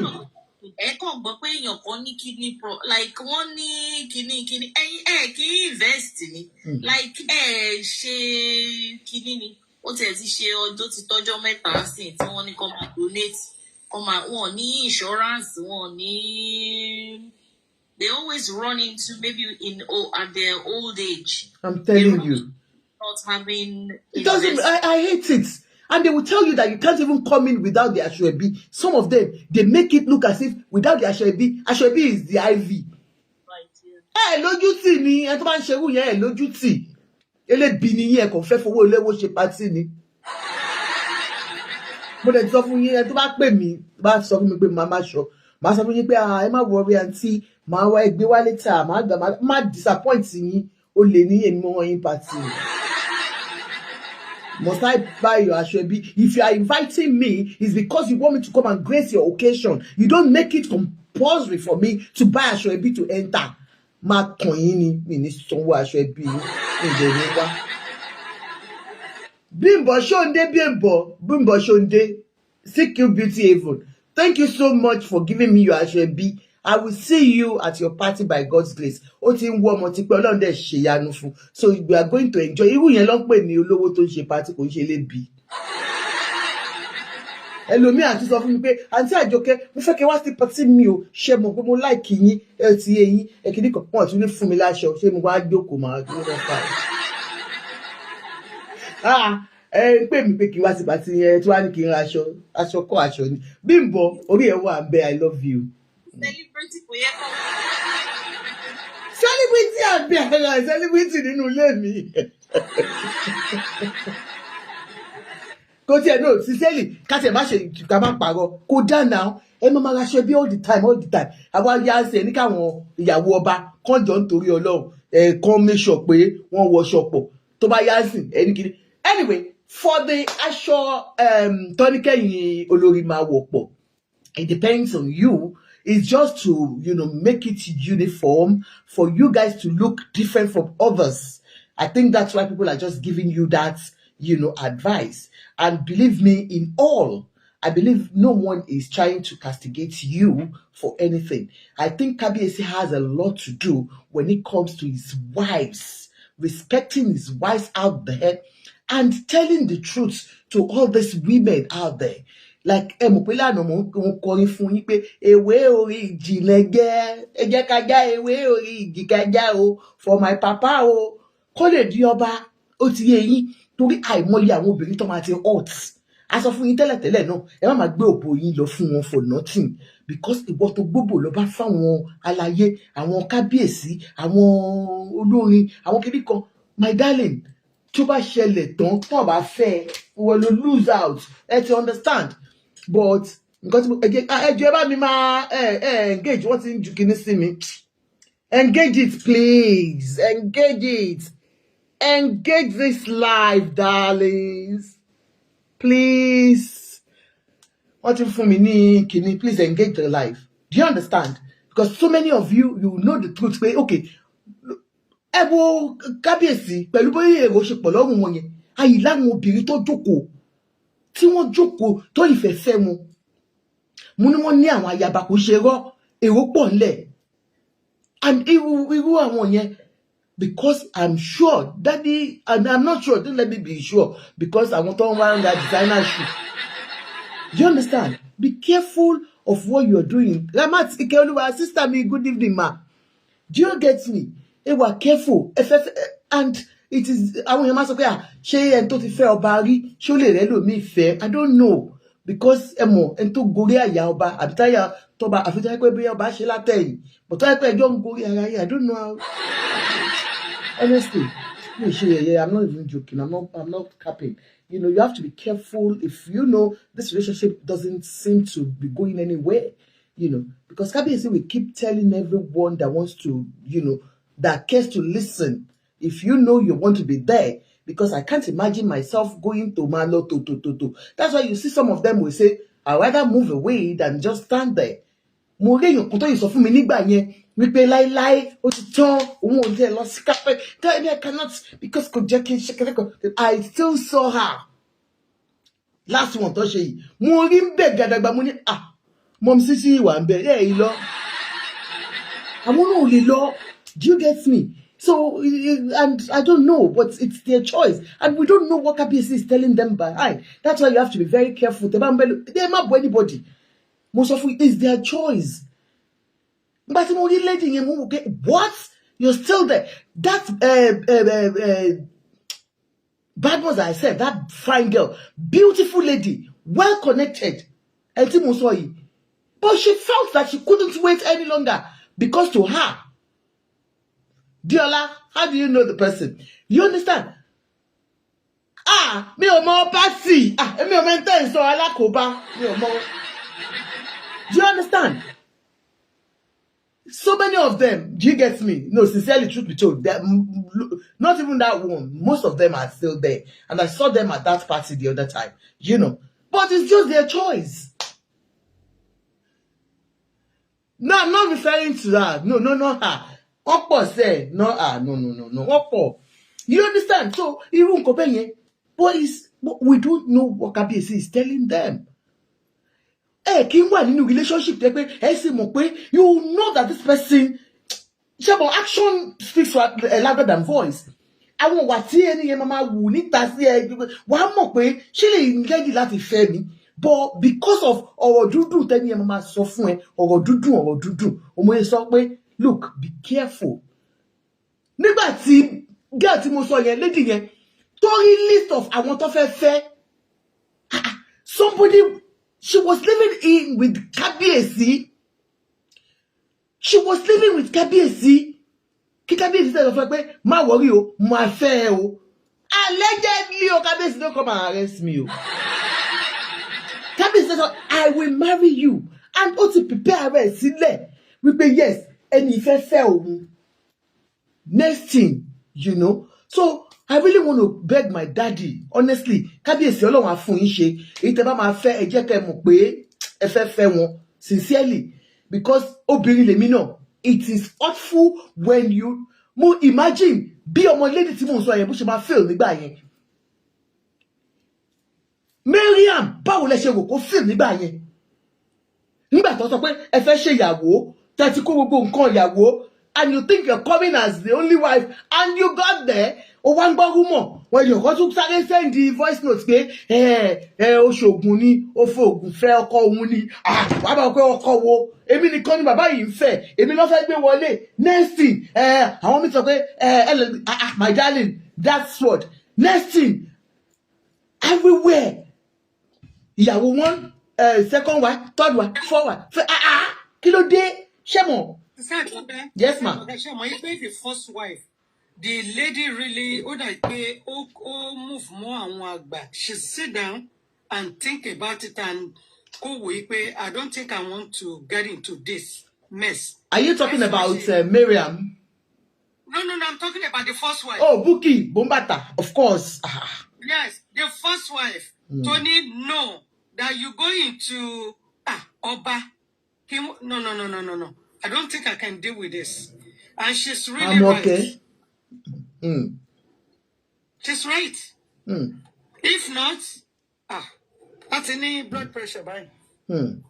So, irú yẹn mi ò mọ nǹkan tó fà já wọn because mo kàn gbọ́ ni pé before they came into the palace like now lágbára Ọlọ́run tí láti mi bá ti fẹ́ jọba sí gbogbo àwọn tó wà ń tà will carry them gbogbo wọn ló máa jókòó. Daddy yín èwo ní bẹ̀. Àyìndé. Ṣé bọ̀dá wa ń jẹ́ Àyìndé.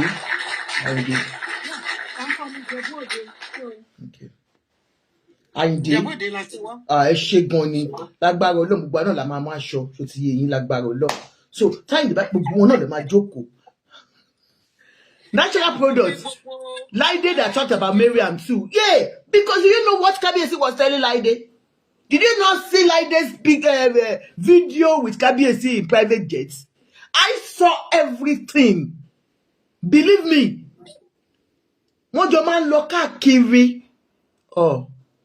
Sister Ajoke, ẹ jẹ́ kí n sọ fún yín. I think all these ladies, tí ẹ bá jókòó tẹ́ bá wò, they want that name, that last Ogunwusi yẹn. Private. Even though Kabiyesi ò lè máa rí gbogbo wọn ní every week, maybe once in a month or whatever. Some of them, they don't really care. Wọ́n fẹ́ kàn wò pé lágbájá báyìí ìyàwó Kabiyesi the ọba Ọ̀ní. They think that they will get connected with àwọn èèyàn maybe contract or whatever.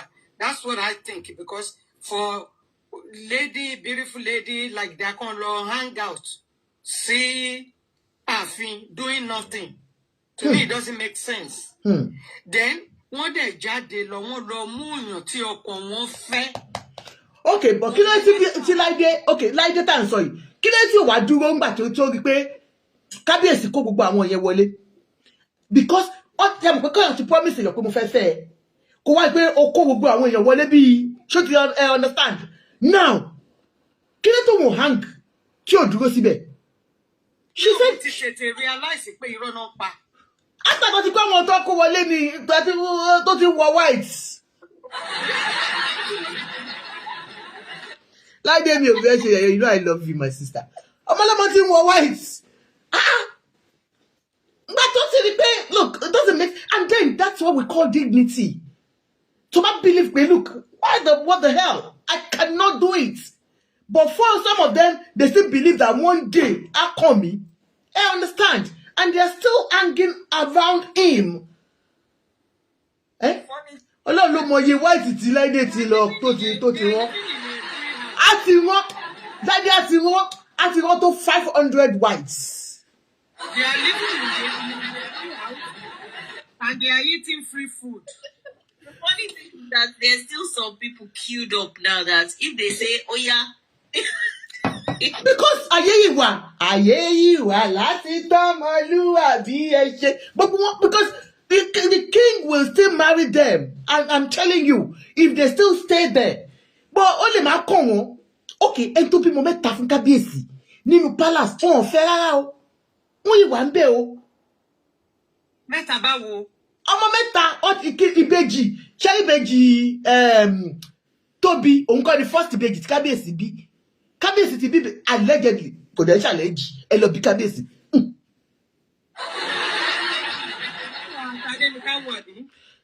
Tadéníkáwò jẹ́ ìbejì ni. No, mo ní after tí wọ́n bí yẹn àwọn eléyìí jẹ́ àbúrò fún. Bẹ́ẹ̀ni, ìbejì. I think one boy, one girl. I'm telling you. Òun la ṣe mo sọ fún daddy, ẹ má bínú daddy mi, ẹ jọ̀ọ́ ẹ má bínú. Ẹ jẹ́ káwọn èèyàn mọ̀ pé ní ìbejì mi before ìbejì ilé tó dé. Ẹ ti understand? Wọ́n ní, honestly. And that woman is there in the palace. She's there in the palace. Oh, she's Ayaba. She's Ayaba. God bless you. She's Ayaba. I think the reason why they are there, Sherry Kábíyèsí wọ́n ti build the chalet fún wọn. Everybody is in their own apartment. Beautiful apartments. Food is there, everything is there. Nǹkan tó ń ṣe wọ́n nìyẹn.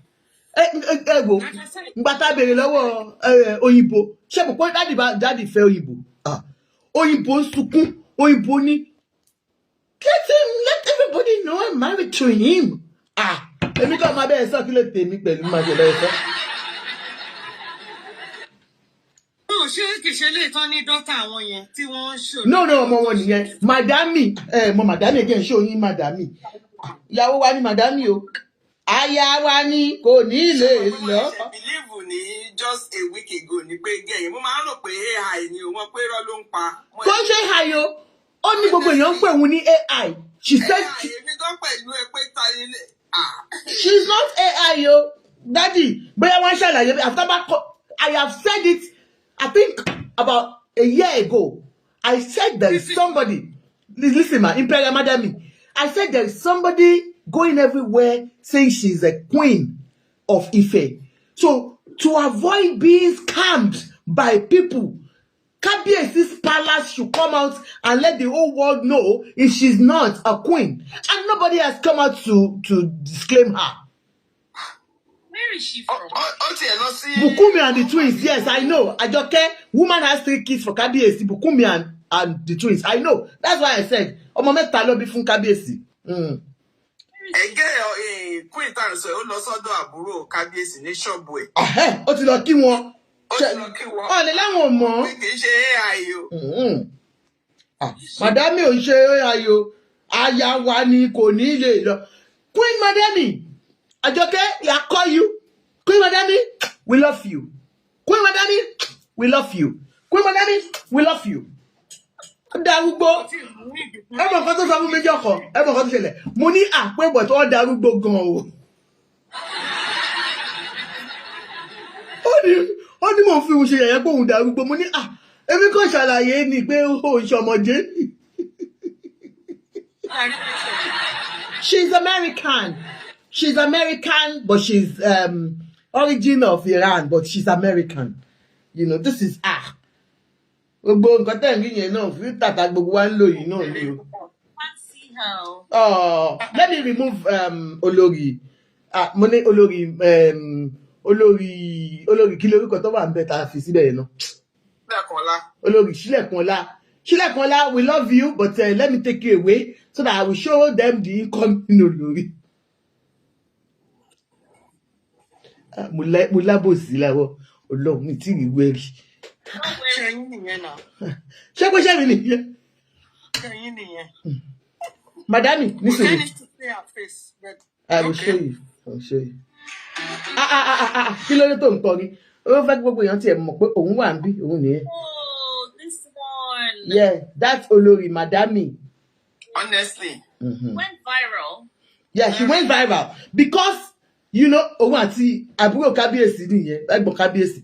Yeah, let me show them again. I've told you, don't worry, Olori Madami, they will carry you. Òun nìyẹn. That's òun àti family kábíyèsí ni ó ti lọ kí wọn ńbẹ̀.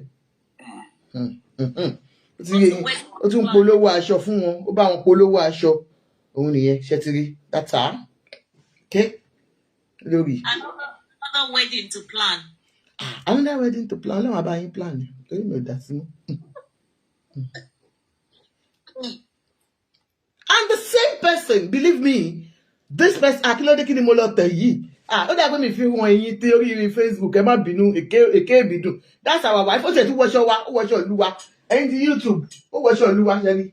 Ó wé gèlè, ìyàwó wa wé gèlè. Olórí Madami mi gèlè. Ẹ̀dọ̀kẹ́, ó wò pé yọ gidi lòun wá bá sọ̀rọ̀. Olórí Madami mi, tí inú ẹ̀ mọ́ ní sísá mi. Olórí wa wọṣọ ó múra ẹ̀rí. Ó wé gèlè. You see? Yeah.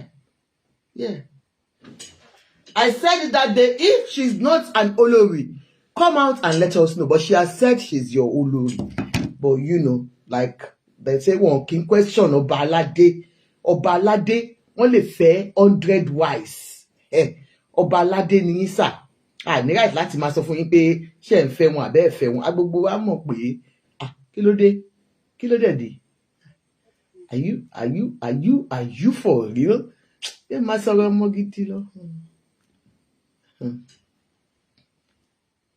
So, Shemo, mo kàn try láti sọ, this particular person, Olórí Fọláṣadé, kí ló ṣe wá àti ẹ̀? Kí ló ṣe wá àti ẹ̀? This particular lady, she abroad ló ń gbé. I understand. Please, because gbogbo nǹkan tọ́mọ yẹn tó gbé dání tó bá gbé síta Fọláṣadé, you won't like it. Please be careful. Díẹ̀ nú ọ̀rọ̀ ni má sọ̀rọ̀ jù. Má sọ̀rọ̀ jù kí la gbé kí lọ jù o. Èyí gbọ́n dundun. Èyí gangan. Èyí kábíyèsí wọ́n níyàwó púpọ̀. Like tí àǹtí kan sọ lẹ́ẹ̀kan yẹn, Sherry, I don't think they are in order. Ó yẹ kó mọ number 1, number 2, number 3, number 4, number 5. Ẹni tí ó wà ní number 5, ó lè jókòó sí ìjókòó number 3. 100. Even though that person is not there, like nǹkan tí ọba wa ṣe ní ọjọ́ yẹn, wọ́n ti mọ̀ pé gbogbo ìyàwó wọn ló ń bọ̀. And the chair should be for them. Ó yẹ kó ti number. Ó lè jókòó sí àyè olórí Ronke tó bá jẹ́ pé òun ni number 3. So when you come, your seat is there. I think the way they are doing is as you come. Then tí number 5 ó jókòó sí ìjókòó number 2. Number 2 dé ń wò pé àbí ìṣòrí eléyìí gbálẹ̀ ni. Ẹ ti rí nínú attitude wọn. But ó yẹ kí wọ́n tó ìjókòó yẹn nìkan sọ pé okay, you know. One event planner ló yẹ kó ṣe yẹn, but I don't know. The event planner need to do it, and bàbá náà need láti sọ fún wọn pé ó mú àyè tó wà, ó lè gba àyè number 1. Number 1 ò lè gba àbí number 5 ò lè gba àyè number 3. You cannot do that. You respect yourself when you go out, and you know your position. You know your position.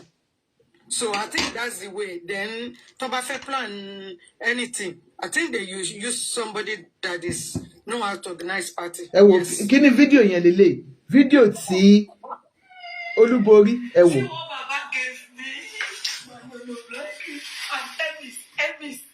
My father gave me, my father on your feet. I can't believe this. I can't believe this. I can't believe this. In fact, your effects in kó fún ẹ. Look at that. Not only Pastor B take us, Pastor B take up Gucci. That's what Pastor B do. And bad. And another shoe. Look at that. Ẹ wo nǹkan tí kábíyèsí. Nǹkan tí kọ́kọ́ fẹ́ béèrè kábíyèsí. Ṣé bóyá bá ṣe máa ń fún gbogbo èèyàn ní gift nìyẹn, but ẹ wo nǹkan tó fún Olúborí nìkan. Bóyá bó ṣe pín fún gbogbo wọn nìyẹn. My father gave me, my father on your feet. I can't believe this. I can't believe this. I can't believe this. Oh my day. Look at that. Look at that. Not only Pastor B take us through. Pastor B take up Gucci. That's what Pastor B did. And bad. And another shoe. Look at that. What do you guys me back, you know?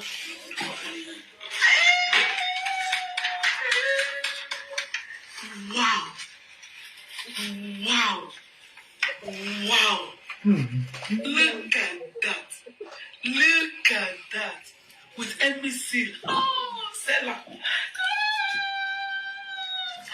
Oh, this place I used to. That's the place. My bag. Look at this. Look at this. Look at this. Wow. From Baba Mi One. Thank you, Baba Mi. This is make my day. Oh, this make my day. Oh, Baba make my day. Oh, please try for me. Oh, Baba Mi One Risa. Èmi nìkan tán mo gba any street. Tó tún ní I don't believe the video. I think it's because tí àwọn bá fún wọn ní Gucci, tó fún wọn ní Hermes.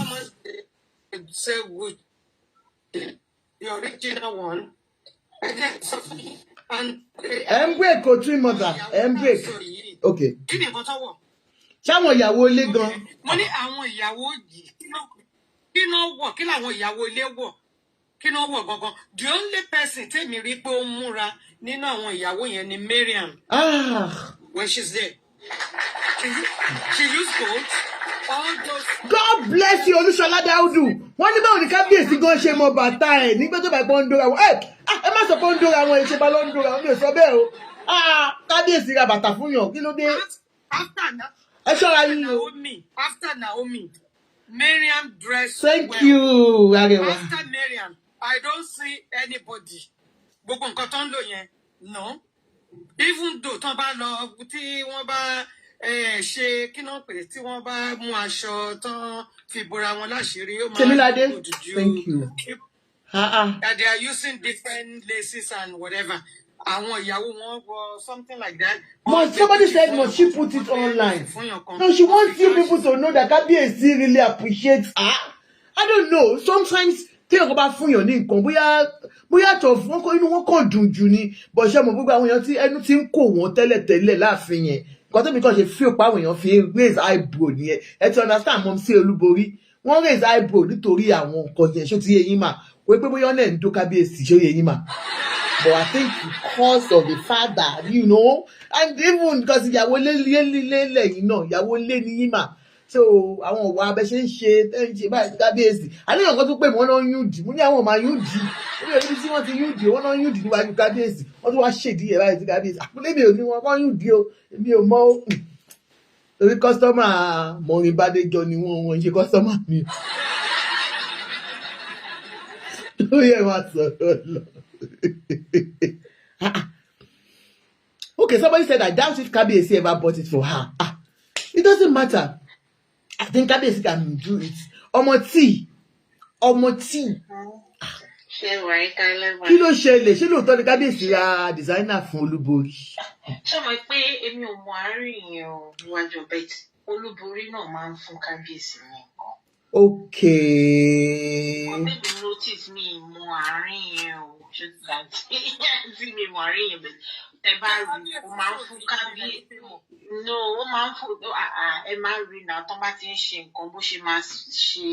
ó dẹ̀ máa ń pín owó fáwọn ìyàwó bábíyà ńlá torí ẹ̀ náà dé bábíyà ńlá ìyìn náà dé bábíyà ńlá. bóyá kan mi wà lẹ́yìn ẹ̀ I don't know. So kábàáyí ganu ṣètò àti wàbí látẹ̀kọ́. ẹ ṣe ẹ ganu sí ẹ ganu sí. ṣẹ́rí Ashley yẹn mi ìdébẹ̀ rí oṣù bẹ́ni tó débẹ̀ láti ibi tá a wà yìí. Ashley need láti work on herself a whole lot. I'm half Benin, half Yoruba. So fortunately, mọ báwọn Benin ṣe máa ń connect mọ́ wọn. Yẹn tó bí mọ́mì mi ní ọkọ is the king. Ọmọ first child there, ìgbà tí ìyẹn kú, èyí tó the second son ló take over báyìí. Wọ́n dẹ̀ máa ń níyàwó. So wá rú mi lójú pé bí òní ọ̀fìfẹ́ ṣe tóbi tó lóòótọ́ àṣà ni wọ́n lè ní ó lè máa wù láti fi kóyàwó jọ wọ́n sọ wípé kóyàwó jọ because ọ̀rọ̀ kinship is somehow ọ̀rọ̀ tradition ló máa ń tẹ̀lé bẹ́ẹ̀ tí wọ́n wá organize rárá nǹkan tí mo wá wò wọ́n wò pé ṣe bó máa ń ní àwọn tó máa ń save ọba èmi ò rí ṣé. A lot of things what's wrong with tradition and sometimes I tell my mom then I'm like I won't be needing to more traditions want you and now I am beginning to respect them. I am beginning to respect them. Nígbà yẹn Batistella baby kú she was very young. Tí wọ́n instruct wọn pé Ọbásanjọ́ pé kó lọ gbé ọmọ àwọn wá wọ́n ti sí tán báyọ̀ he was still the president of Nigeria Ọbásanjọ́ sí sínú company wọ́n instruct ẹ̀ wípé kó lọ wú wá ni ó lọ wú wá ni kò jẹ́ kí èèyàn fọ̀ sí ju tradition mi ìmọ̀ bóyá ọ̀làjú ni o but at the same time èmi fi pé wọ́n làwọn kàwé ṣe gbàṣàwò they are not disciplined enough bó ṣe ń ṣe because a rí bàbá òní ọ̀fìfẹ́ àwọn ọmọ tán tiẹ̀ lọ sí school nígbà yẹn tó ń pín tíntìntìntìntìn gbogbo wọn yìí máa ń respect ara wọn irú Ashley èmi is a taboo níbi tèmi tí mo ti mọ àgbọn ṣe ń ṣe díẹ̀ nínú kékeré ọgbọ́n mi o wípé kí ìyàwó ọba kó máa di ọkùnrin mímu is a taboo so because mi sì òun náà ọba ni ó ní bàbá ẹ̀ fẹ́ yàwó márùn ṣé ní bó ṣe máa ń ṣe yọ̀gọ̀yọ̀gọ̀ tó máa lọ́ máa sọ nǹkan sí tí Ọọ̀ni ọ̀fìfẹ́ is the number one king. Ẹ lè bá ọba obìnrin nínú gbogbo dẹ̀tí yàmàyàmà yẹn. Ilé ọba obìnrin ṣàmọ̀ pé ó fẹ́ mọ̀ ìyá méjì ṣá. Wọ́n sọ bẹ́ẹ̀. Ṣẹ́rí tí wọ́n ń parí ìdí ara wọn bẹ́ẹ̀ yẹn. Àwọn eléyìí èmi ò mọ nǹkan tó ń ṣe wọn. I don't know. Tá a lè máa rí gbogbo ilé tó ń ṣe ní orí ìta gbangba. Imagine what is going on nínú ilé.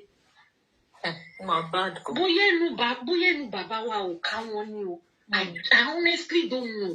I think it's high time we start bringing our old traditions back. We start bringing it back because it's getting out of hand. I think Ọọ̀ni is very free spirit. Even though he's free spirit, Aunty, ṣèbọn máa ń ní mo rántí ìgbà tí I went to Nigeria last time mo lọ kí cousin. Kí ẹ tó rí cousin mi yẹn, he's a very young guy, 40-something years old. Kẹ́ tó rí ó láwọn kan tó jẹ́ wípé òun ló máa ránṣẹ́, òun ló máa ṣe oríṣiríṣi, ṣó ti yé nǹkan tí mò ń sọ. Ṣé Ọọ̀ni ò nírú àwọn pípù yẹn ni ká tiẹ̀ má sọ̀rọ̀ planner? Bí ilé Ifẹ̀ ṣe tó bí palace yẹn ṣe tóbi tó, ṣé Ọọ̀ni ò nírú àwọn pípù yẹn? Ó láì pé free for all government. Ẹnu àwọn pípù yẹn, ẹnu àwọn kingsmen yẹn ò káyàwó Ọọ̀ni ni. Because irú high functions ọjọ́ yẹn ó kàn yẹ kí ìyàwó wọn wà ní kó ní kálukú jókòó ẹ̀ ni àwọn kingsmen yẹn ló yẹ kó take charge. It's becoming a disgraceful thing. Ẹ lè ní káwọn èèyàn máa sọ̀rọ̀ àwọn èèyàn máa gánú sí So tí wọ́n wá ṣe pẹ́pẹ́ dem gang fúnra wọn. Níbo? Even Mercy Foundry, what the Gen Z King lọ́ba wa? My grandfather tí ò tiẹ̀ ṣe ọba tí ò ṣe tó ń fẹ́ he was just a chief judge tó fẹ́ yàwó márùn-ún. Oníkálukú wọn níbo ṣó tó bá gbójú sókè wò ẹ́ wàá mọ̀ bí tó máa wọ̀. Àwọn ilé ìdè wa ń ṣe yánmayànmá káàkiri ẹ máa di ọkọ ẹ máa di gọ́vnà mú ẹ bá rí president ẹ lè rí ọba obìnrin kíyàwó ẹ di ọkùnrin mímu ẹ lè rí. Ṣé wọ́n ti ẹ̀ ní kí Ashley bá wa lọ fà á lọ́wọ́ mú láì kìí ṣe afọ́jú? Ṣáfọ́jú lọ́ba wa ni gọ́vnà wa ni. À ń castigate wọn à ń ṣe kinní kan à ń ṣe gbá kan ìyẹn ló castigate kó tí ò bójú mu. Aunty Bisi ìjọ̀gbọ̀n. Ìyá mi lọ ní karaba yìí má dìgbà sí o wọ́n ní àwọn kinsmen yẹn wọ́n ní láti pè wọ́n jókòó àwọn kinsmen wọ́n ní láti pè wọ́n jókòó kó ṣiṣẹ́ wọn kó pe gbogbo àwọn obìnrin yẹn àgàgà Ashley bóyá ó fẹ́ sọ̀rọ̀ ẹ̀ di first wife ní ọ̀sán kangan kan lé àwọn yòókù dání kò yé mi fún lady yẹn ojoojúmọ́ ló máa bọ́ sórí Instagram. Is a reflection, is a ọmọ yẹn náà agbọ́tẹ̀ náà lọ fún ọmọ tó yẹ young lady yìí tó lọ Naomi wọ́n ní nǹkan tó bá pọ̀ òun ló ń lọ yẹn. Ṣé tí Yorùbá tó bàbá ọmọ ṣe kò gbọ́dọ̀ máa pa lákàrà. In fact, no. Ìjà kan tóbi náà sí yìí wọ́n lọ́jọ́ jà ni. Allegedly o, wọ́n náà nà Tóbi. Wọ́n ní ló nà Tóbi ni o. Wọ́n ní Tọ́pẹ́ ló nà Tóbi o. Wọ́n ní Tọ́pẹ́ ló nà Tóbi o. Kábíyèsí ń ta gbọ́ ni ẹ má bínú o. Gbogbo àwọn obìnrin tó wọ́n wà lọ́dọ̀ kábíyèsí yìí ọmọ yẹn ló wọ́n gì jù. Ṣàrí pé nǹkan tó ń ṣe fún Naomi wọ́n ti sílé òun náà. Àwọn ilé yìí náà wà ní àwọn ọ̀jẹ̀ kí Ashley gan. Lọ sílé Naomi tó ń jẹ́ kí ọmọ yẹn ní lọ síwájú tí ò fún tí ò rí ọkọ tí ò ṣe. Naomi didn't deserve. She came in, she was young.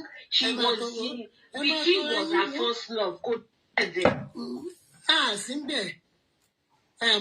But to me, deserve nǹkan tó go through. She was young. And ẹ jẹ́ kí n wá sọ̀kọ̀ fún yín. Ẹ jẹ́ kí n sọ̀kọ̀ fún yín. Kò ń ṣe orí Naomi ló ti bẹ̀rẹ̀ o. Sherry Zainab. But Naomi's younger sister was also shaking her ibadi when they are in the party. I said Naomi's younger sister was also shaking her ibadi. Your younger sister, Sherry Naomi, because so tọ́gbó ṣe gbọ́n dìtò. Sherry kò jùbàdì. Sherry kò ń di ọkùnrin ọlọ́kùnrin mú.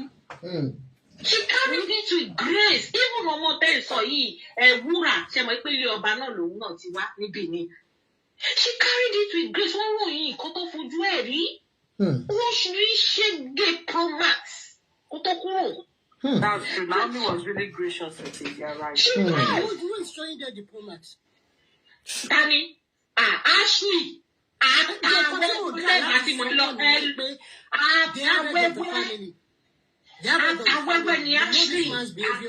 before you put you on it. No. Ẹgbà tó ṣe pé tí bàbá ọba ti fẹ́ òun máa pokùnso ńkọ́ máa kú dànù.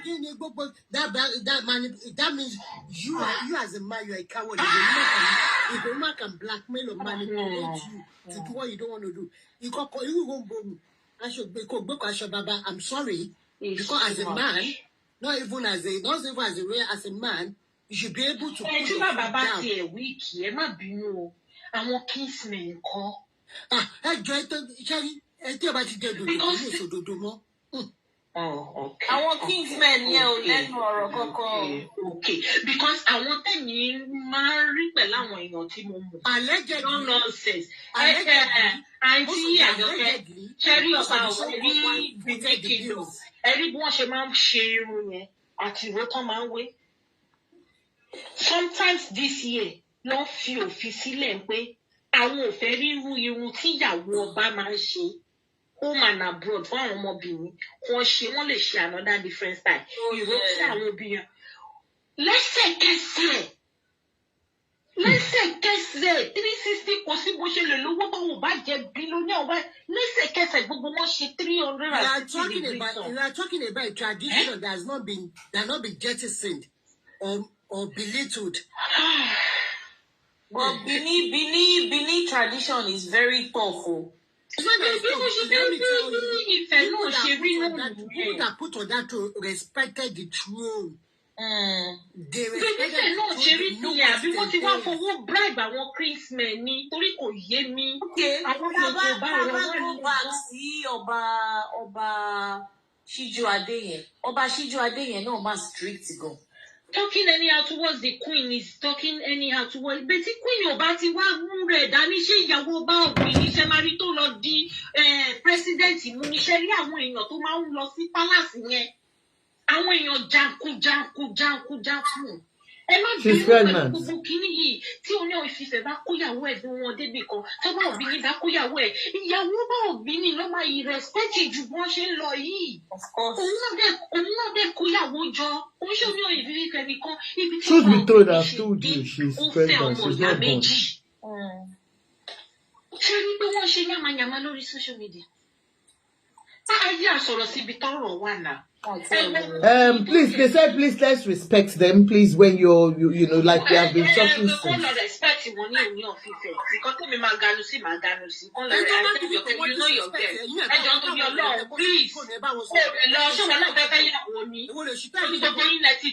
ẹ bá tó 21 tó bá yá Aunty Ajoke oríṣiríṣi ni family wọn wà bíbá oríṣiríṣi bẹ́ẹ̀ nígbà yàrá tí wọ́n ṣe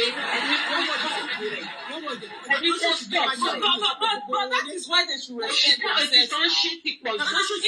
Is Shekina there? They always hold party. How many times have we come out to talk about their conduct in their party? Oh, did somebody call Oba coward? Oh, yeah, Jema